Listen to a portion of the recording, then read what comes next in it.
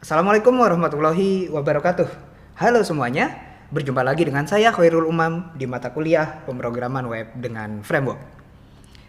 Oke, pada video pembelajaran yang kedua hari ini, kita akan sedikit mengulas kembali, mengingat kembali materi yang pernah Anda dapatkan di mata kuliah sebelumnya, yaitu pemrograman web, terkait dengan penggunaan framework Next.js. Nah, dalam hal ini kita akan bicara tentang basic routing di dalam Next.js.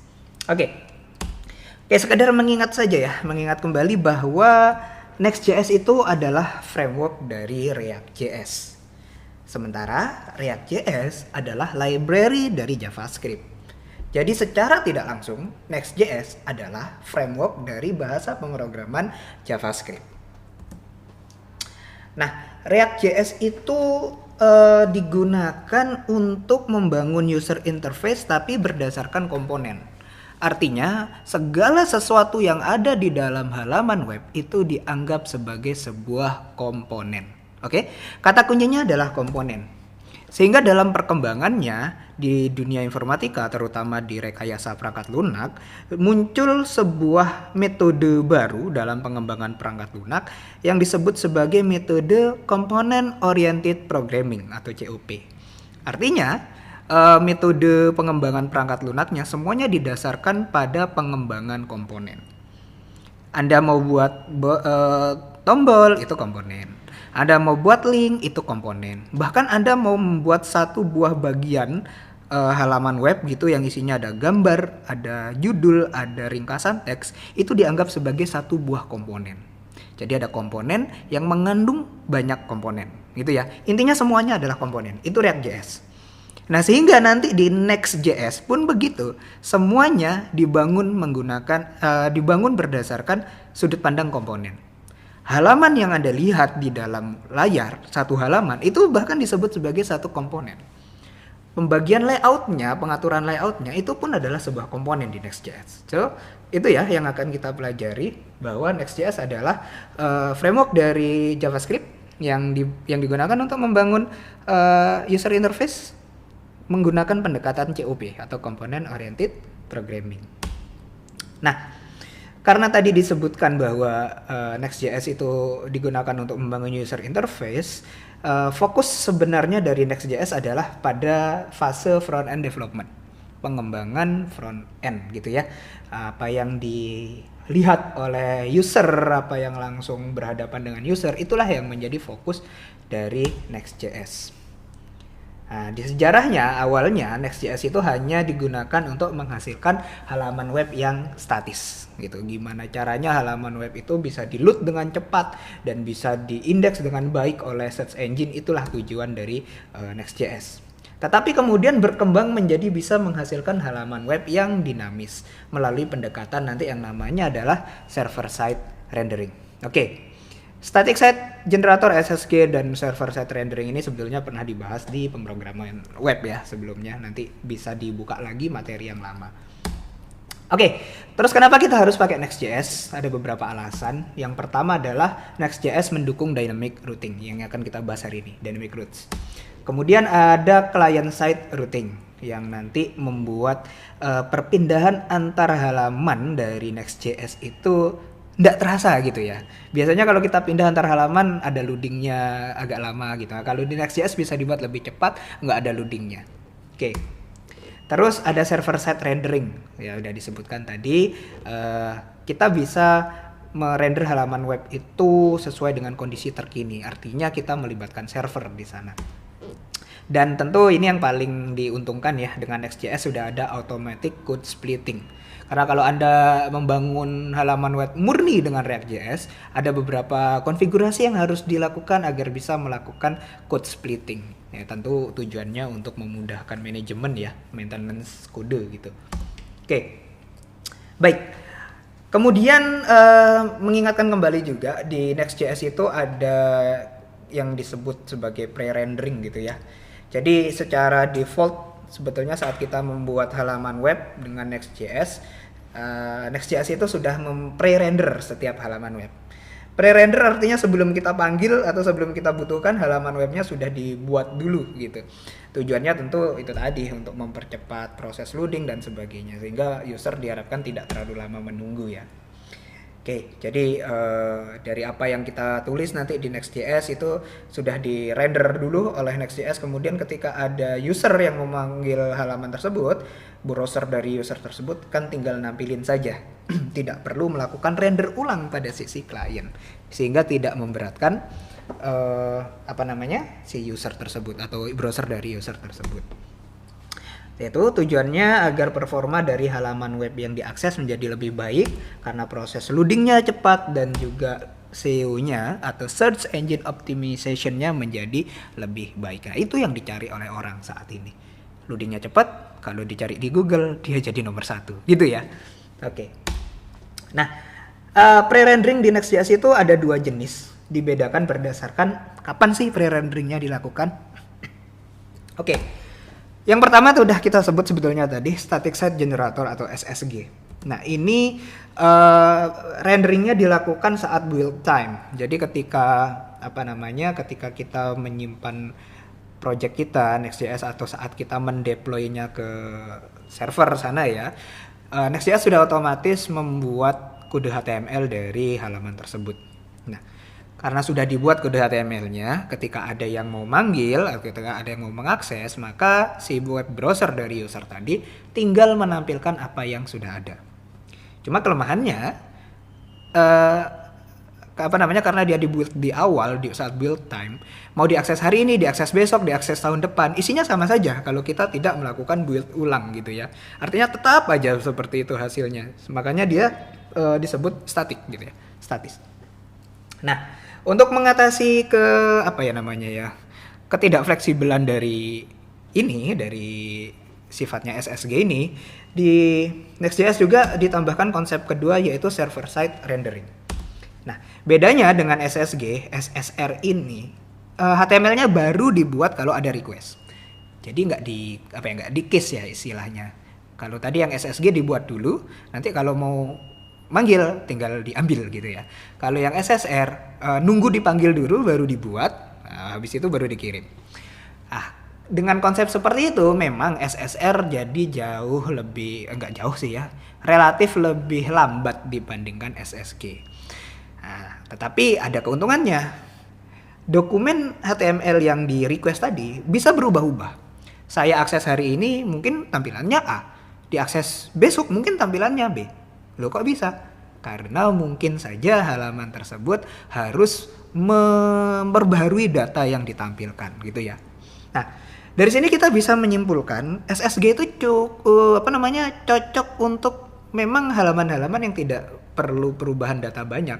Bukan berarti nggak butuh data ya. Mungkin ada yang butuh data, tetapi datanya sudah tersedia sejak awal dan tidak banyak mengalami perubahan gitu ya, tidak berubah setiap hari, tidak berubah setiap waktu gitu ya. Nah, sementara yang SSR cukup cocok untuk halaman-halaman yang memang membutuhkan data dan perubahan datanya itu, frekuensi perubahan datanya itu relatif sering begitu. Oke. Nah, itu ya. Jadi untuk konsep dari pre-rendering, sekedar mengingatkan saja, ini pernah dibahas di pemrograman web semester sebelumnya. Oke. Kemudian kaitannya dengan tadi itu, dengan static site generator dan juga server side rendering, di Next.js dikenal konsep dari data fetching. Artinya halaman yang dibangun menggunakan Next.js itu bisa kok kita manfaatkan untuk mengambil data dari dari database mungkin, atau dari static file berupa JSON yang memang kita siapkan gitu ya. Oke, untuk melakukan data fetching ini ada beberapa metode. Yang pertama adalah get static props. Dia akan melakukan pengambilan data saat build time. Jadi ini cocok dengan SSG ya, pasangannya dengan SSG gitu. Jadi data yang sudah disiapkan memang ada sejak pertama kali aplikasi itu dibangun dan tidak banyak berubah. Kemudian pasangannya get static props adalah get static paths. Di sini dia akan menentukan dynamic route yang harus di pre-render menjadi halaman web berdasarkan data yang diambil. Jadi dari awal sudah kita tentukan mana saja alamat-alamat URL yang harus disiapkan HTML-nya. Yang harus diambilkan datanya di awal dan di caching dulu lah, di case dulu, disimpan oleh Next.js. Kalau nanti ada yang manggil ya tinggal nampilin. Ya tujuannya tadi ya, biar lebih cepat dan SEO-nya lebih baik gitu. Nah tapi untuk yang server side rendering berarti nggak cocok pakai dua ini, betul? Nggak cocok, dia harus pakai yang lain. Nah, dia pakai metode ketiga yang namanya adalah get server side props. Ya, karena get server side props akan mengambil data pada tiap request. Dia cocok dengan SSR. Oke, untuk lebih dalam lagi membahas ini mungkin bisa membuka video yang sudah pernah dibuat oleh Pak Hadi.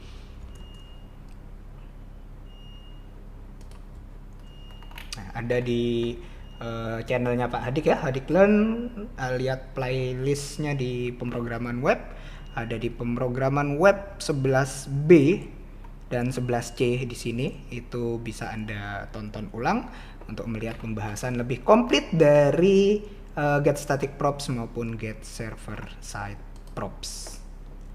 Oke, baik. Jadi saya tidak akan banyak mengulas lagi karena memang sudah pernah ada yang mengulas.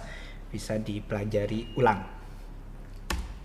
Oke, ini adalah inti dari pertemuan kita hari ini, yaitu routing pada Next.js. Oke, sebelum saya lebih jauh melangkah ke sini, kita harus menyamakan pengertian dulu ya. Apa sih routing itu gitu ya? Simpelnya routing itu ya bagaimana kita mengakses sebuah halaman di aplikasi web yang kita bangun. Intinya perwujudannya nanti adalah gimana sih URL dari halaman yang akan kita akses itu, URL-nya ya. Oke. Nah, basic routing di Next.js itu dibedakan jadi dua, yaitu static routing dan dynamic routing. Static routing ya berarti route-nya itu aja, statis, nggak banyak perubahan. Sementara dynamic routing dia bisa berubah-ubah route-nya gitu. Nanti kita bahas lebih jauh. Oke. Untuk yang static routing ini yang menjadi dasar dari routing di Next.js. Kalau Anda sudah melakukan instalasi dari Next.js ya, bikin project, tentu Anda akan mendapatkan susunan folder yang seperti ini, gitu. Yang paling penting di sini adalah ada folder yang bernama page dan di dalamnya ada folder lagi juga file-file yang lain. Nah, routing dan khususnya static routing pada Next.js itu didasarkan pada page yang dibangun ini, gitu. Oke, semua folder dan file yang berada di dalam directory page akan membentuk routing kecuali file-file khusus yang memang sudah di-reserve oleh Next.js seperti ini _app.js dan mungkin suatu kesempatan nanti kita bisa bikin yang namanya _document.js. Nah, itu tidak akan dianggap sebagai routing karena sifatnya adalah konfigurasi tambahan aja, konfigurasi ulang untuk beberapa bagian di Next.js. Nah, file-file yang lain dan folder-folder yang lain, API, di dalam API ada Hello.js, kemudian di page itu sendiri ada index. Nanti kita akan banyak menambahkan file dan folder di sini ya sesuai dengan routing yang kita inginkan. Karena dia bentuk routingnya begini. Nah, misalnya itu tadi ada page index.js, maka untuk mengakses page ini, ya ini kan halaman ya akhirnya dianggap sebagai komponen halaman. Kita maka bisa mengaksesnya dengan cara ya http://sitename.domain gitu. Kalau localhost ya berarti localhost sudah selesai. Atau kalau kita punya website sendiri nanti di luar umam.com gitu misalnya ya. Nah, maka yang diakses adalah index.js. Root-nya di sini. Root dari page itu sendiri ya. Kalau suatu hari kita tambahkan di dalamnya sebuah folder bernama ABC dan di dalam ABC itu nanti ada file index.js, maka untuk mengakses yang ini, index.js ini, jadinya gini, sitename.domain/abc, umam.com/abc gitu. Nah, jadi menyesuaikan dengan nama foldernya di sini, gitu. Nah, kalau kemudian kita buat file yang beda lagi, bukan index.js tapi lorem.js misalnya, yang aksesnya sitename.domain/abc/lorem. Intinya, ya, hierarki dari folder dan file itu akan menentukan hierarki dari URL-nya ini. Inilah yang kita sebut sebagai routing, gitu ya, ngeroot. Alamat ini dipasangkan ke file yang mana. Gitu. Jadi cukup mudah sebetulnya konsep routing di Next.js. Oke, itu. Tapi ini yang static root. Nah, masalahnya adalah gini kan, dalam bikin web itu kadang kita butuh halaman yang sama tapi isinya beda. Jadi ada template gitu ya. Cuman diganti-ganti URL-nya aja tapi halamannya sebetulnya sama, isinya beda tergantung URL. Kalau kita harus mendeklarasikan setiap root tadi itu satu persatu, ini isinya page bisa jutaan dan miliaran ini gitu ya, terutama untuk aplikasi yang sifatnya besar. Ya bayangkan aja Anda ingin belanja ke e-commerce gitu ya. Masa kita harus bikin halaman untuk barang A, B, C, D sampai Z, kemudian detailnya dan banyak lagi yang harus di breakdown, kan nggak mungkin. Maka dari situ yang kita gunakan nanti di sana adalah dynamic routing gitu ya. Karena memang aplikasi yang kompleks biasanya butuh halaman yang dinamis, yang artinya butuh root yang dinamis juga. Nah, gimana caranya bikin dynamic routing di Next.js? Simple gitu. Cukup menambahkan tanda kurung siku di nama filenya. Ya di luar JS ya, .js-nya jangan dikurung siku, nanti kacau jadinya. Kita kurung siku gitu ya. Kalau di sini saya buat sebuah folder artikel, kemudian di dalam folder artikel itu ada file namanya id.js, tapi id-nya saya kurung siku. Gitu. Nah, ini yang nanti semua file ataupun folder yang dikurung siku di sini ini akan menjadi nama filenya ya, nama file atau nama foldernya akan menjadi parameter dalam request yang diterima oleh Next.js. Artinya apa parameter dalam request? Oh, ini ada yang minta sebuah halaman dengan ID sekian gitu. Jadi nanti aksesnya bukan katakan tadi umam.com/artikel/id, bukan, tapi mungkin /1/2/3 dan terserah lah ya perubahan ID-nya. Nah, itu akan dianggap sebagai ID, isi dari variabel ID. Oke, yang mana nanti akan diproses lebih lanjut oleh data fetching. Contohnya begini. Oke. Tadi ya, saya punya di sini ID gitu. Nah, ID ini akan dibaca sebagai parameter dari request, dalam hal ini konteks pada pada function atau method get server side props. Jadi di dalam konteks ada parameter dan saya membaca parameter bernama ID. Lah ID ini dapatnya dari sini gitu ya. Jadi kalau di sini ID ya di sini ID gitu. Kalau di sini ID X gitu ya berarti di sini ID X juga. Sesuaikan namanya dengan yang ada di sini. Akhirnya ini kan bisa kita simpan ke dalam variabel, kemudian berdasarkan variabel itu kita jadikan properti untuk komponen halaman kita. Nah, nanti di propertinya ditampilkan lagi ya. Contohnya begini gitu. Nah, artikel /123 ini bisa diubah loh 123-nya, ganti ABC kayak XYZ kayak ganti apa gitu. Yang mana nanti hasilnya adalah bisa kita gunakan untuk filterisasi di halaman, atau kalau ini simpelnya saya pengen tampilin aja dah ID-nya gitu ya. Ini bisa berubah-ubah. Jadi kalau ini saya ubah jadi ABC ya ini berubahnya jadi ABC juga gitu. Nah, lebih kompleks lagi begini. Nah, saya buat 2 tingkat, ada ID dan judul gitu ya. Ya ID berpasangan dengan ID, judul juga berpasangan dengan judul. Kita simpan ke variabel yang lain, jadikan kiriman dalam bentuk properti, ditampilkan di komponen gitu. Contohnya begini. Nah, lihat di sini saya ngirim ID-nya 220921. Bisa ditampilkan oleh ID artikel jadi 220921 juga. Nah, ini di belakangnya slash yang parameter kedua itu ya adalah judul gitu ya. Judulnya kabar Banyuwangi hari ini ya muncul begini. Ini kalau kita ubah-ubah ya ikut berubah juga isinya di sini. Ya jadi begitu. Routingnya sesuai dengan urutan yang ada di sini. Jadi urutannya kan folder dulu, kemudian folder ID, kemudian file judul gitu ya. Di sini juga begitu. Ini yang muncul pertama kali di belakangnya artikel. Ini disebut ID, yang di belakangnya lagi disebut sebagai judul. Pak, bisa nggak nambah lebih dari ini? Bisa, banyak. Tergantung Anda mau bikin berapa tingkat. Tapi itu yang saklek ya. Kalau yang nggak saklek artinya, Pak saya belakangnya nggak tahu ya jumlahnya. Mungkin ada 1, mungkin 2, mungkin 5 gitu. Kayak ada teknik khusus yang disebut menangkap semua parameter yang dikirim gitu ya di belakang. Petunjuk lengkapnya ada di dokumentasi dari Next.js. Mungkin next time kita akan bahas lebih lanjut ya. Ini dasarnya aja dulu untuk dynamic routing. Oke. Nah, itu jadi ini nanti manfaatnya di mana gitu ya. Ya, manfaatnya ketika kita bikin sebuah halaman yang sifatnya dinamis, kemudian kita ingin menampilkan halaman itu berdasarkan dengan request kita, Ya, inilah yang akan kita buat. Oke, begitu.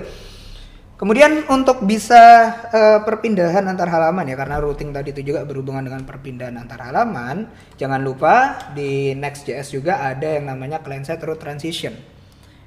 Simpelnya dia dibangun dengan menggunakan komponen link gitu ya. Manfaatnya ketika kita pindah antar halaman, dia nggak perlu mereload ulang halaman itu. Padahal ya mereload, tapi seolah-olah tidak mereload, nggak ada loadingnya gitu ya, langsung pindah gitu. Nah, seolah-olah nanti kita bikin sebuah aplikasi yang single page satu halaman gitu, karena nggak kerasa perpindahannya. Oke, penggunaannya sederhana, kita cukup mengimport komponen link dari next slash link gitu ya. Kemudian kita gunakan dengan format seperti ini. Link href kemana kita ingin memindahkan link itu, tautan itu, di dalamnya kita tambahkan komponen A yang membungkus nama linknya gitu ya. Oke, ini bisa dicoba.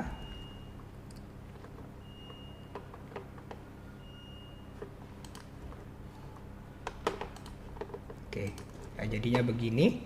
Ini tadi yang saya buat. Begitu pindah, oke, nggak kerasa ya. Oke, saya ulang lagi.